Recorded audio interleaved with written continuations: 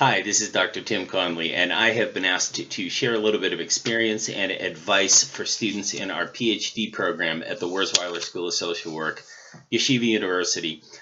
More than glad to do that. And, I was asked to do this in writing, and I thought, why write? Who writes anymore? Everybody videos, everybody Zooms everything. So I just thought it would be a little more engaging and perhaps informative, to spend about 3 minutes talking about what I think really will help you to succeed and complete your PhD program at the school.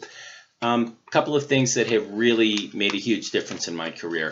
Embrace technology, embrace technological changes. Keep up with it, keep up with everything, watch for the leading edge. Currently, we're using a program called Ilios for clinical training, which is a video record and you play it back and it offers feedback to students. It's a very good tool. But any tool that comes out, watch it. They're not all going to stay. They're not all going to win, but just know what's going on. Write, and then write some more.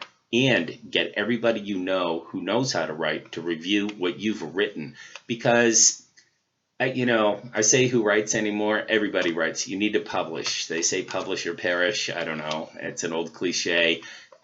You will need to publish, and you'll need to be able to write at a level that will be accepted by journal editors. I'm an editor myself, or a reviewer, I guess you'd say, for a journal. And right away, the very first thing is this writing readable? Can I just kind of go right through this without having to stop and see some little issues? Sometimes it's little issues, sometimes it's just big.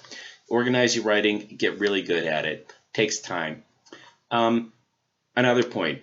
Choose a statistic or an analytic method that will become yours. You need to own it. As I approached my dissertation defense or finishing my dissertation, I went in to meet with a professor. Another one happened to be there. I grabbed him. I showed the two of them what I was doing with this particular statistic called receiver operating characteristic analysis. And we went through a bunch of stuff, and I had a couple of questions, and they said, well, at this point, you know more about this method than really anybody else here. So, you know. And I'm like, yeah, I do.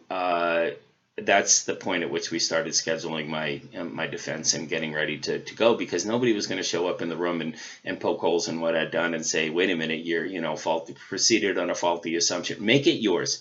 Pick a stat, master it, pick a method. If it's qualitative, master that and become as proficient and become smarter at it than your professors are. The last thing I'd say is, and I said this in a lecture to one of the classes last week.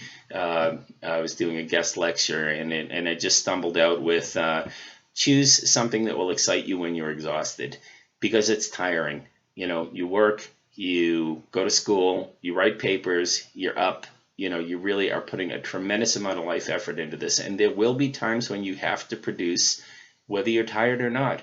Hopefully what you're working on is something you look at and go, oh, this is great. For me, it's been addiction studies and, in putting together courses and developing curriculum for addiction. Lately, it's been that. In earlier times, it was, other things that, not that everything in your career is always going to excite you, but the focus of your dissertation and the focus of your early work should be something that puts a little bit of wind in your sails when you're feeling becalmed out there. So that's all I got for less than 5 minutes. Actually, 58, 59, 4, I'm done. Thank you.